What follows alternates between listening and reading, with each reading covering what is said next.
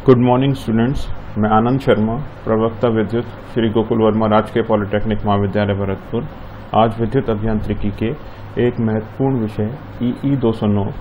Electrical workshop के एक महत्वपूर्ण topic maintenance and repair of storage batteries के बारे में इस वीडियो लेक्चर के माध्यम से आपसे डिस्कस करूंगा। मुख्य रूप से अभी तक हमने जिन टॉपिक्स का अध्ययन किया है अपने वीडियो लेक्चर्स में, उसमें प्रमुख रूप से inspection and checking of storage batteries, उनके repair of storage batteries, different types of batteries, alkaline storage batteries and lead acid storage batteries के विषय में अध्ययन किया है। पिछले वीडियो लेक्चर में हमने लेड एसिड स्टोरेज बैटरीज जो थी उनकी ट्रबल शूटिंग, उनमें क्या क्या ट्रबल्स उत्पन्न होती हैं और उन ट्रबल्स को हम कैसे शूट करते हैं, या उन दोषों को जो हमें ओवरहॉलिंग या आपके अनुरक्षण के समय हमें जिनका ध्यान जाता है, जिन दोषों पर, उनको कैसे दूर करते हैं, उसके विषय में डिस्कस किया था। मुख्य रूप से जो संचायक बैटरी होती हैं इनको हम सेकेंडरी सेल भी कहते हैं। इसमें पहले विद्युत द्वारा रासायनिक क्रिया कराई जाती है, जिसके फलस्वरूप विद्युत ऊर्जा सेल में रासायनिक ऊर्जा के रूप में एकत्रित हो जाती है। इसके बाद हम इस रासायनिक ऊर्जा परिपथ को विद्युत धारा प्रदान करने के काम में लेते हैं।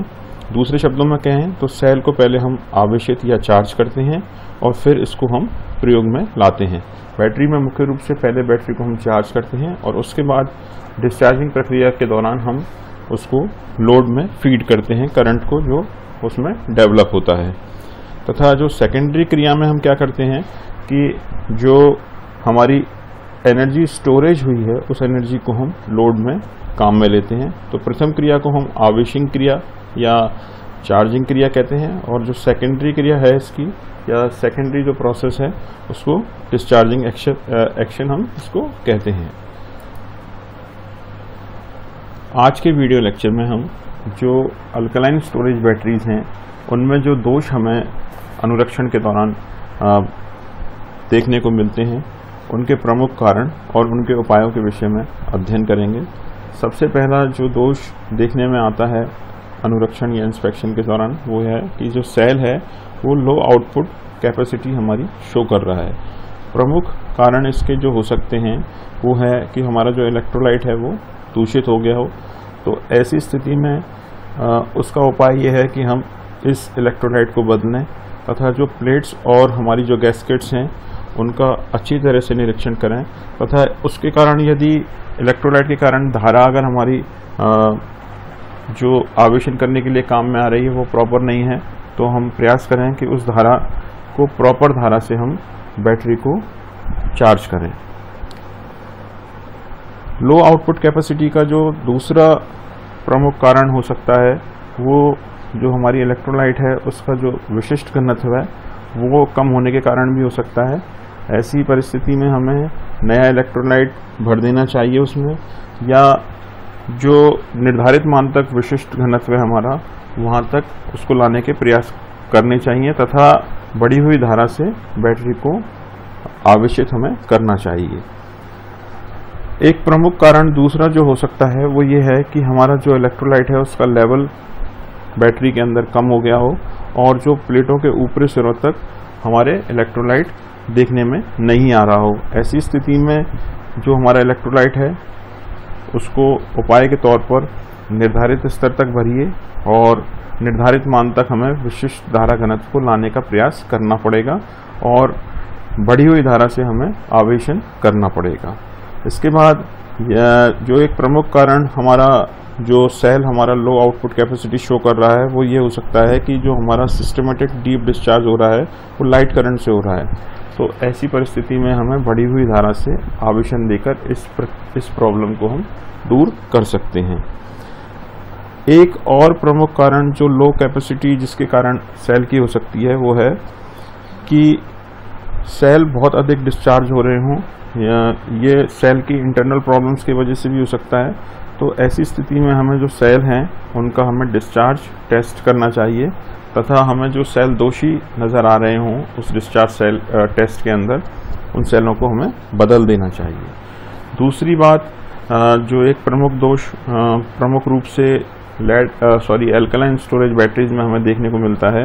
वो ये है कि जो हमारा सेल है या बैटरी है वो बहुत एक्सेसिव सेल्फ डिस्चार्ज या स्वतः विसर्जन करने लग जाती है कई बार। प्रमुख जो कारण सेल्फ डिस्चार्ज के बैटरी में हो सकते हैं वो ये है कि उसके जो तल है उसमें तलछट जम गया हो, रेसिड्यू जम गया हो, या जो प्लेट्स हैं उनके ऊपर सल्फिनेशन हो गया हो, प्लेट्स हमारी विकृत हो गई हों, या जो हमारे कंटेनर है सेल का जो कंटेनर है उसका जो डिफॉर्मेशन हो गया हो या वो विकृत हो गया हो, और जो डिस्चार्ज धारा है उसके कारण शॉर्ट सर्किट हो जाना कई बार ये प्रमुख कारण है जिसके कारण बैटरी स्वतः ही विसर्जित होने लग जाती है। ऐसी अवस्था को दूर करने के लिए जो उपाय हैं प्रमुख रूप से उनमें हमारा इलेक्ट्रोलाइट को हमें बदल देना चाहिए। जहाँ तक प्रयास हो इलेक्ट्रोलाइट को हम अपेक्षित घनत्व उसका टेस्ट करेंगे और उसके बाद अगर हमें उसकी वैल्यू कम नज़र आ रही है तो हमें इलेक्ट्रोलाइट को बदलना पड़ेगा। इलेक्ट्रोलाइट को बदलने से पहले हमें जो उसके अंदर सेल्स हैं बैटरी के उनको अच्छी प्रकार से हमें धो लेना चाहिए निकाल कर,